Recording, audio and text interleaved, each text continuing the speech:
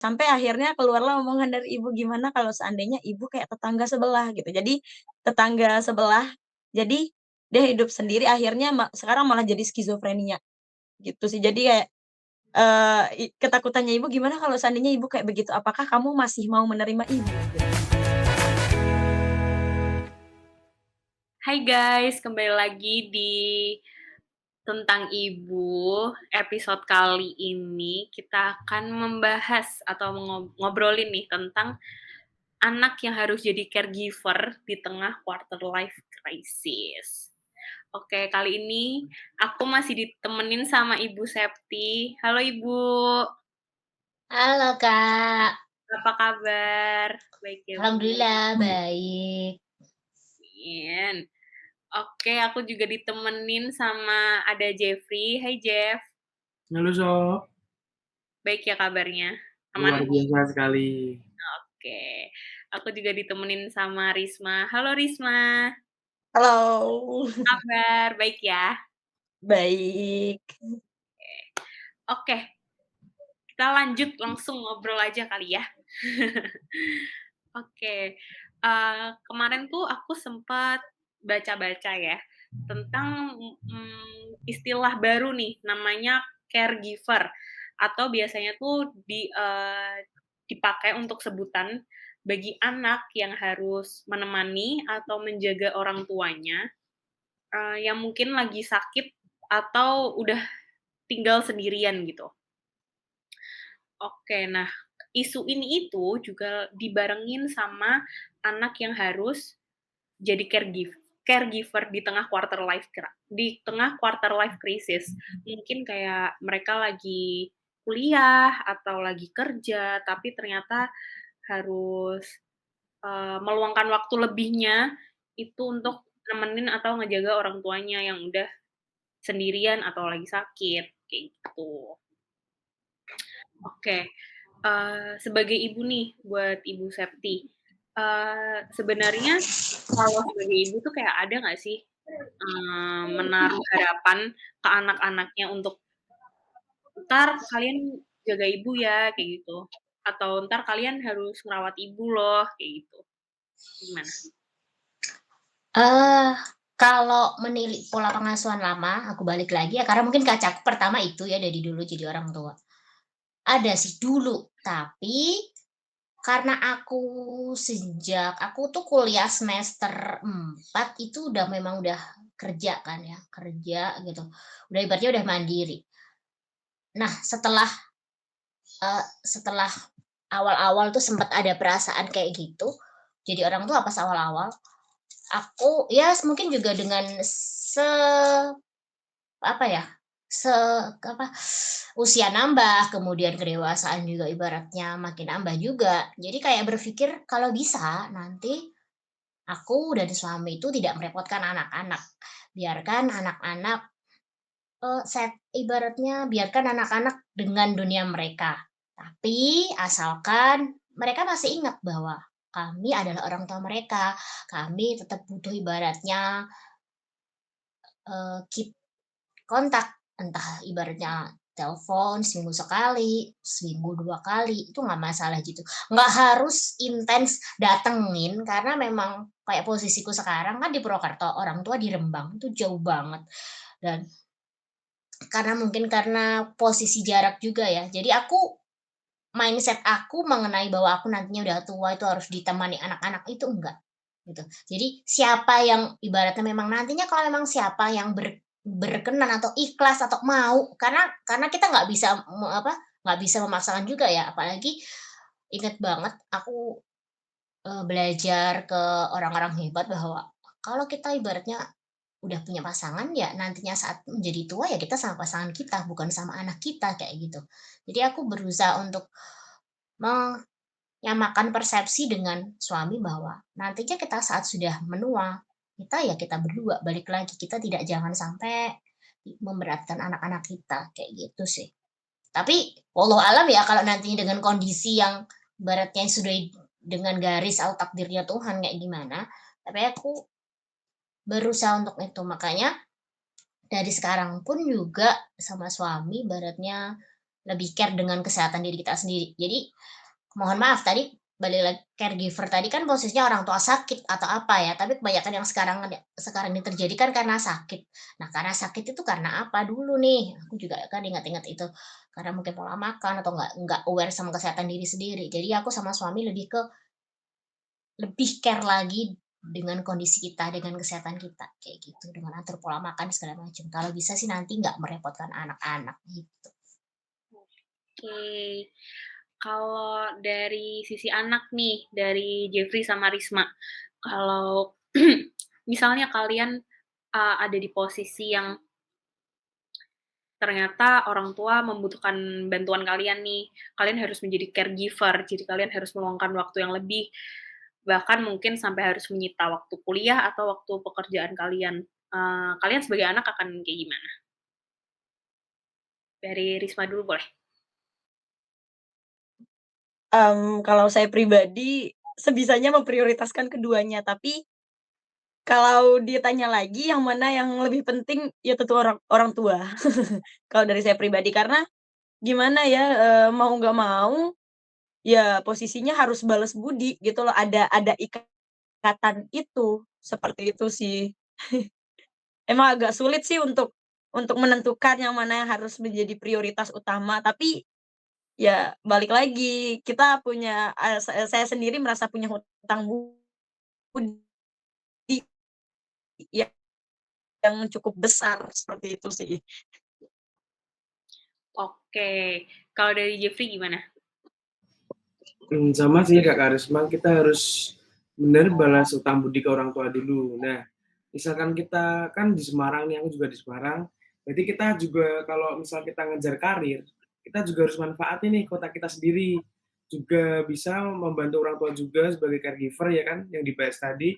Sama kita karir kita juga harus nggak stuck di situ juga. Kita harus dua-duanya saling hadapan lurus lah. Itu sih. Oke. Aduh. Mungkin kalau aku gini ya, nambahin ya, Sof. Jadi, Boleh mungkin boleh. karena aku posisinya cewek ya. Kalau cewek kan ikut cowok ya. Dulunya sih memang Iya. ada ego lagi aku pengennya berarti aku zona nyamanku dulu di Semarang nih, udah enak kerja di Semarang, bla bla bla bla. Tapi di saat dihadapkan dengan kepasangan, kita kan harus ibaratnya nyari jalan tengah nih, kompromi dengan pasangan kita kayak gimana gitu. Balik lagi harus itu. Jadi nggak menyalahkan kok, ibaratnya anak-anak pengennya kan menganggap itu sebagai balas budi. Tapi balik lagi sebenarnya itu juga nggak, kalau aku bisa bilang itu bukan balas budi, tapi memang udah kewajiban gitu loh. Iya, Bukan kewajiban. balas budi aja, iya kewajibannya kita, karena kita nantinya akan merasakan jadi orang tua, kita nantinya merasakan jadi anak. Ya gimana lah gitu. Kompromi dengan pasangan juga harus dipikirkan, kemudian juga balik lagi kalau memang sekiranya kita, eee, enjoy dengan maksudnya kita bahagia dengan pasangan kita sampai menua, berarti tidak merepotkan anak-anak kan juga enak juga. Itu kan kayak yang beberapa minggu terakhir tuh yang lagi FYP kalau usia senja kayaknya takutnya orang tua, apa namanya itu, kesepian ditinggal anak-anaknya sudah menikah atau apa, nyatanya orang tua malah malah traveling ke sana sini, anaknya yang ditinggalin, cucunya ditinggalin. Aku juga pengen kayak gitu sama suami. Jadi sempet juga mikir, "Oh, seru juga ya," gitu. Gitu aja sih.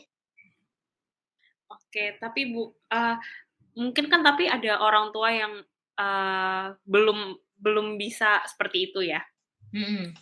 Terus mungkin sebagai ibu, ini nggak sih, ada pertimbangan nggak sih kayak mungkin kalau mau minta bantuan ke anak itu merasa nggak enak atau, "Aduh nanti ganggu anakku kerja," gitu? Mhm, mhm. Aku sih, kebetulan aku belum pernah di posisi itu, jadi caregiver ya. Cuman kalau misalkan memang harus di posisi jadi caregiver, ya nggak apa-apa gitu. Tapi, dulu pernah kebetulan, bapak mertua itu sakit, sempet pengen juga aku merawat gitu, tapi posisinya aku bawa ke sini karena memang aku mungkin melihat anak-anak udah sekolah, ada beberapa pertimbangan yang harus aku pikirin lagi gitu, nggak yang ibaratnya aku bisa di sana gitu. Balik lagi ke kompromi. Kayak misalnya kondisinya sekarang, Aku sudah berencana nih waktu aku nikah, terus aku bangun rumah itu, aku berencana aku yang merawat ibuku karena aku anak perempuan satu-satunya, bungsu lagi gitu, tapi jauh posisinya. Nah, tapi di orang Jawa ya, kebanyakan kan orang tua itu pengennya menua di tempat di mana dia tinggal gitu loh. Nggak mau di tanah rantau ibaratnya kayak gitu. Jadi ya ibaratnya aku udah pengen aku punya niatan itu dengan suami, tapi orang tua aku nggak mau, ya nggak apa-apa. Tapi yang penting ya itu tadi, sebisa mungkin aku kalau memang waktunya luang, aku usahakan karena jauh setahun sekali, setahun 2 kali aku pulang, gitu sih. Sama Oke, lah tetap aware sama kesehatan beliau, yang misalnya sering kontak ke kakakku gimana gimana gitu. berarti tetap sering apa nanya kabar itu tetap ya? Karena yang dipengenin orang tua kan cuman itu. Ibaratnya kita masih peduli gitu, balik lagi basic-nya ke peduli, kalau kita mau peduli ke orang tua, dimanapun posisinya, gimana pun tepatnya gitu. Oke. Sekarang nih kalau dari sisi anak, kalian ada ketakutan tentang hal ini nggak sih? Kalau misalnya, harus jadi caregiver kayak gitu, tapi kalian lagi di usia produktifnya nih, kalian takut nggak sih kayak mungkin ketinggalan sama teman-teman yang lain yang mereka nggak harus menjadi caregiver kayak gitu? Dari Jeffrey dulu sekarang gantian boleh? Kalau aku sih lebih ke khawatir ya. Soalnya kenapa lebih khawatir kan ini benar yang dikatain tadi Sophia kan ini kan masa-masa kita produktif, sedangkan kita harus caregiver ke orang tua dan menghadapi quarter life crisis itu kan sebagai anak muda yang di usia 20-an, apalagi aku embel-embel lagi cowok ya kan, harusnya bisa lebih menata yang lebih mapan lagi untuk kedepannya malah jadi caregiver. Itu sebenarnya khawatir banget sih. Tapi aku juga pas itu, punya cerita kan waktu itu kan, ayahku lagi sakit. Nah, sedangkan pas sakit itu, sedangkan besok aku ambil, penelitian di rumah sakit di Jakarta. Ya udah aku nunda dulu ke sananya, aku ngurusin papa sampai mendingan dulu, setelah mendingan dalam semingguan, 2 mingguan baru aku berangkat lagi ke sana, gitu sih, Sob. Berarti tetap harus bisa membagi waktu ya? Iya, Nggak bagi waktunya, bener. nggak haruslah harus mengorbankan salah satunya tuh nggak harus kayak gitu Betul ya? betul. Oke. Kalau dari Risma gimana nih? Iya sih sama, jadi emang harus bisa bagi waktu sih lebih tepatnya. Jadi waktu itu juga ibu pernah sakit, waktu itu ibu pernah sakit awal-awal kuliah, itu lumayan kan jarak dari rumah ke kampus itu sekitar 27 kilometer kan. Jadi itu bener-bener dari rumah ke rumah sakit dulu, terus dari rumah sakit hubungi dosen, "Pak, telat nih," gitu, "Nggak apa-apa," dosennya, ya udah berangkat ke kampus, seperti itu sih. Jadi kayak begitu aja terus sampai akhirnya keluarlah omongan dari ibu, "Gimana kalau seandainya ibu kayak tetangga sebelah?" Gitu. Jadi tetangga sebelah emang ini agak sedikit horor kasusnya. Jadi, anak-anaknya udah pada nikah, terus tetangga tetangga saya ini kebetulan dia jadi hidup sendiri karena istrinya udah meninggal bertahun-tahun, berpuluh-puluh tahun lalu malah. Jadi dia hidup sendiri akhirnya sekarang malah jadi skizofrenia, gitu sih. Jadi kayak ketakutannya ibu, "Gimana kalau seandainya ibu kayak begitu, apakah kamu masih mau menerima ibu?" Gitu. Ibu itu kayak selalu bilang kayak begitu, "Ya iyalah Bu," kayak gimana ya, sebagai anak ya masa nggak bakalan nerima orang tuanya, seperti itu sih. Lalu tanggapan kamu gimana nih, tahu ibu punya kekhawatiran itu? Kamu ngerasain gimana? Waktu awal-awal denger ibu kayak begitu sedih sedih jadi kayak, "Loh kok ibu kayak begitu?" "Iya ketakutannya ibu seperti itu, nanti kamu nikah, terus kamu ninggalin ibu, kamu nggak pulang-pulang lagi ke sini gimana?" Gitu. Jadi sejak sejak saat itu saya menaruh komitmen bahwa, "Oh, nggak boleh nih besok walaupun saya udah nikah, saya harus tetap ngunjungin ibu saya dong, ngunjungin bapak saya," gitu loh. Jadi, ada rasa tanggung jawab tersendiri sih, gara-gara ibu ngomong seperti itu. Oke. Dari Ibu Septi, ada tanggapan nggak dari ceritanya Jeffrey sama Risma? Kalau aku gini, Mbak, aku dulu kebetulan aku tuh balik lagi ibu pernah ada di posisi yang bener-bener down banget, 2 3 tahun itu, wah mentalnya kena banget. Jadi sempat dulu itu aku, apa ya, sampai hubunganku dengan kakak-kakakku tuh jauh gara-gara persoalan itu gitu. Nah, dari kejadian itu aku tuh berpikiran bahwa nggak bisa, mau gimana pun ibu, mau ibaratnya sejatuh apapun lah, sejatuh-jatuhnya kondisi ibu saat itu gitu. Entah dari sisi materi, dari sisi psikis, dari sisi mentalnya.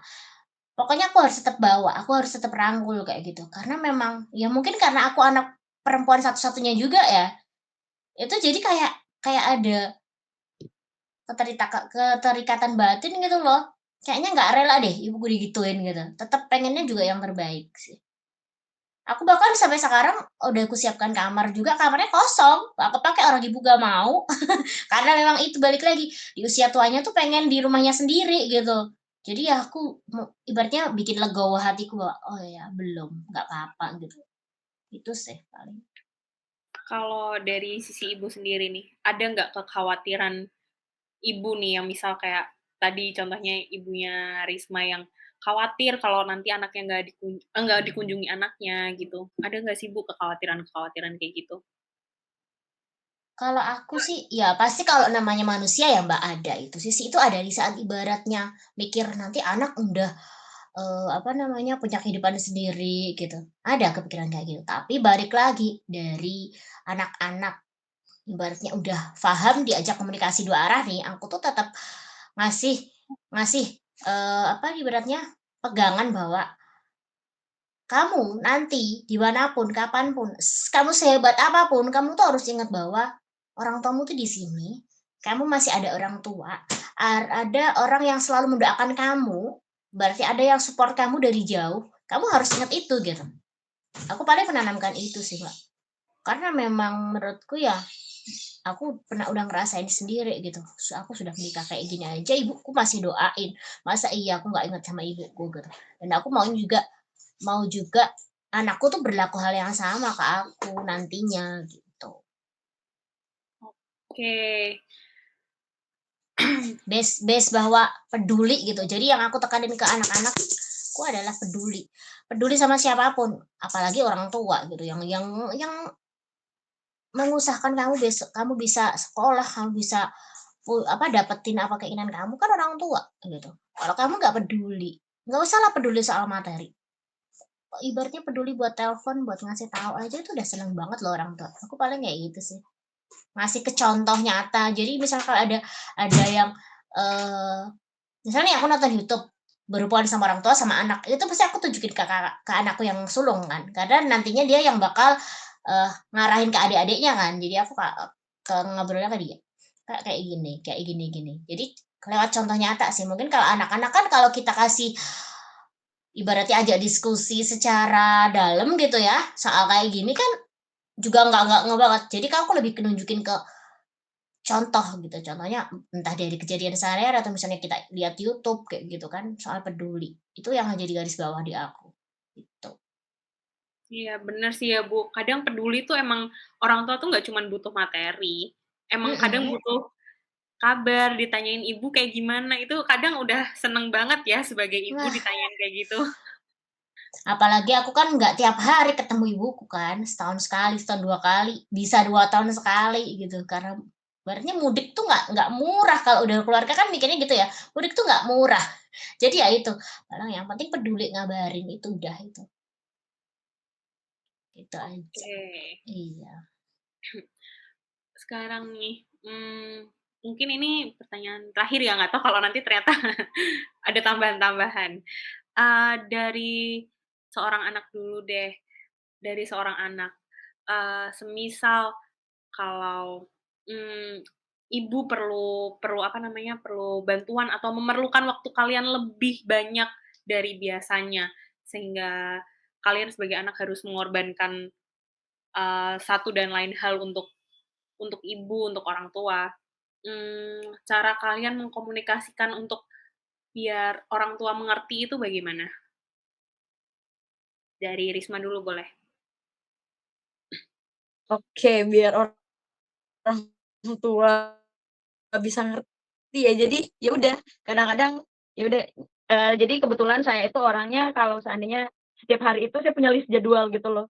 "Ini Bu, hari ini ada ini." Kalau seandainya ibu bilang kayak, "Bisa nggak kamu nganterin ibu ke sini ke sini ke sini?" "Sampai jam berapa?" Kadang-kadang nanya kan, "Sampai jam berapa?" "Sampai jam sekian." "Oh ini Bu, Devi punya jadwal ini. Bisa nggak kira-kira dicepetin waktunya?" Dan syukurnya ibu emang pengertian. Jadi, "Oh it's okay, nggak usah anterin ibu, biar nanti minta sama bapak atau sama abangmu." Gitu sih. Berarti Walaupun sama-sama saling seandainya nih heeh, saling seandainya ngomong nih ya? iya, jadi kalau seandainya pun ibu misalnya nggak ngerti nih kalau, "Ini loh ada jadwal ini," ya udah nanti bakalan kalau seandainya kegiatannya nggak terlalu penting, ya udah nggak jadi ikut gitu loh. Maksudnya kalau seandainya kegiatan yang semisalkan disuruh nganterin ibu, terus ada kegiatan lain yang nggak terlalu urgent, yang nggak terlalu penting, ya udah bakalan di-skip kegiatannya, ngikut ibu aja gitu. Oke. Kalau Jeffrey gimana nih? Kalau aku biasanya kalau ke ibu misal, per tiap bulan pertama tuh aku pasti harus tahu jadwalnya ibu tuh mau kemana aja yang mau diantar. Dia juga bisa sih, naik motor sendiri juga bisa, tapi kadang ada yang nggak bisa buat kalau antri ambil obat atau gimana, misalkan minta tolong aku nih, "Oke, di-list jadwalnya gini-gini." Sama kayak Kak Risma tadi, di-list dulu, terus kalau udah aku titikin jadwal ibu, habis itu aku baru planning jadwal aku sendiri. Jadi tetap utamain orang tua dulu jadwalnya bulan ini mau apa aja, setelah itu aku nyesuaiin jadwalnya orang tua. Tapi kalau misal, kegiatannya orang tua, kayak misal bisa, mama bisa sendiri gitu kan, atau aku yang lebih penting lah, kegiatanku lebih penting, aku bilang ke mama, pasti bilangnya H-7 sebelumnya kalau, kegiatannya orang tua udah mulai gitu kan. Aku bilang, "Ma, ini kayaknya kegiatanku lebih penting dibandingkan kegiatan mama," misalnya gitu ya. Langsung, "Oh ya udah nggak apa-apa, bisa bisa diantar besoknya," gitu. Biasanya gitu sih. Jadi ada kompromi lah, masih Ya, ada kompromi mama sama aku lah, gitu. oke. Sekarang kalau dari sisi ibu nih, dari Ibu Septi sebagai ibu, gimana sih, jalan tengahnya nih biar sama-sama maksudnya kayak yang tadi Risma dan Jeffrey bilang sama-sama kompromi, kalau dari Mmm, sisi ibu tuh mhm. pengennya yang kayak gimana? Sama sih, Mbak, aku juga sama, basic-nya seperti itu. Jadi kayak misalkan ada kalanya itu kan aku pengen me time ya ibaratnya sama anakku yang karena ini remaja nih, nggak bisa ibaratnya kalau mau ngobrol agak-agak serius juga pas di rumah ada adiknya. Kadang kala kan dia main juga sama temennya gitu. Aku pasti karena aku tahu jadwal dia kan, aku mesti ngajaknya itu pas weekend, jadi pas dia kosong, pas dia nggak ada jadwal kayak gitu. "Yuk Kak, kemana?" Gitu. Jadi lebih menghargai waktu dia juga dan tahu gitu, paling dan aku juga pasti bilang gini, misalkan, "Kak, cuman 1 jam aja pergi sama ibu, yuk mana?" Tapi sambil di situ nanti aku misalnya ada memang obrolan atau topik yang mau diomongin, ya aku saat itu gitu. Jadi aku kasih space waktu seberapa gitu. Karena dia udah kelas 6 kan banyak banget ya kegiatannya ya. Jadi tuh full kan dari weekday tuh udah full banget, pengennya weekend dia kan main, ya udah dia main, tapi sebelum main ya itu, misalnya aku butuh pergi sama dia atau misalnya minta waktu dia, aku mesti, "Ibu minta waktu sekian," gitu. Jadi biar sama-sama saling menghormat mengapa ya, kasih contoh bahwa saling menghargai gitu, meskipun orang tua dengan anak, gitu. Oke. Jadi yang paling penting walaupun maksudnya emang sebagai anak emang harus menaruh perhatian lebih kepada orang tuanya, Mmm, kepada ibunya, dibanding maksudnya kegiatan yang lain mungkin. Cuman mhm, nggak haruslah sama-sama saling mengorbankan kayak gitu. Kalau masih iya, bisa sama-sama berkompromi dibagi waktunya, mhm. bener ya Bu ya, kayak gitu ya? Iya, dan juga diingat juga ibaratnya gini, kalau misalkan kalau posisinya kalau mungkin karena mungkin anakku masih kecil, jadi nggak, apa namanya, tanggung jawabnya sebagai caregiver-nya nggak segede kalau misalnya kayak udah kayak Karisma ya, misalkan dihadapkan pada di saat dia udah pengen mengembangkan karir tapi harus nemenin orang tua. Yang perlu diingat anak adalah ini, eee seberapa pengorbanan yang sudah kamu lakuin itu nanti bakal dibales kok sama Sang Pencipta gitu. Lewat apapun itu, entah lewat kesehatanmu atau apapun kamu bakal dimudahin. Jadi itu yang juga harus aku tanamkan ke anak-anak. Nggak ada namanya ibaratnya kamu membuang waktu percuma buat orang tua kamu, itu nggak ada, gitu. Itu aja sih. Bener sih, Bu. Aku juga merasa kayak gitu loh. Maksudnya kayak kalau kita bisa ngasih lebih ke orang tua walaupun bukan materi Nah, itu baliknya ke kita tuh baik banget emang. betul, gitu. Momennya itu cuman ibaratnya kalau ber misalkan Jeffrey nih tiba-tiba nanti dapat, tawaran kerja atau misalkan di luar kota dengan posisi strategis, tapi dia kan saat ini harus sering ngontrol nemenin mamahnya kontrol tiap bulan gitu. Sementara misalkan dia dia belum dulu nggak ngambil tawaran itu nggak apa-apa gitu. Ada kalanya kok Jeff, nanti kamu misalnya suatu saat kamu bakal bisa dapat atau sesuatu yang istimewa gitu dari pengorbanan yang udah kamu kasih, waktu yang udah kamu cerahin ke mama kamu, kayak gitu aja sih. Karena aku pernah ngerasain sendiri gitu. Jadi, aku belajar dari apa yang udah aku lakukan gitu dulunya, apa yang udah posisinya yang udah aku jalanin gitu aja. Oke, berarti seperti itu ya. Eee, Mungkin bisa diambilnya kalau sebagai anak yang memang harus menaruh perhatian lebih ke orang tuanya. Jangan pernah khawatir atau takut ketinggalan sama teman-teman sebayanya mungkin yang udah bisa lebih, karena ya mungkin waktu orang beda-beda. Nanti ya Tuhan yang mengganti kalau kalian emang harus menjadi caregiver untuk orang tua, untuk ibu. Lalu, ya kalau memang masih bisa dibagi waktunya, ya dibagi waktunya, tidak usah harus saling mengorbankan yang mana, kayak gitu. Oke, terima kasih, eee, Bu Septi, Jeffrey, dan Risma udah nemenin ngobrol-ngobrol hari ini. Semoga obrolan kita hari ini tentang caregiver, di tengah quarter life crisis bisa bermanfaat buat teman-teman Doa Ibu Media yang nonton. Sampai jumpa di episode tentang ibu selanjutnya. Terima kasih semuanya. Terima kasih Safia, terima kasih doa Terima kasih Ibu. semua.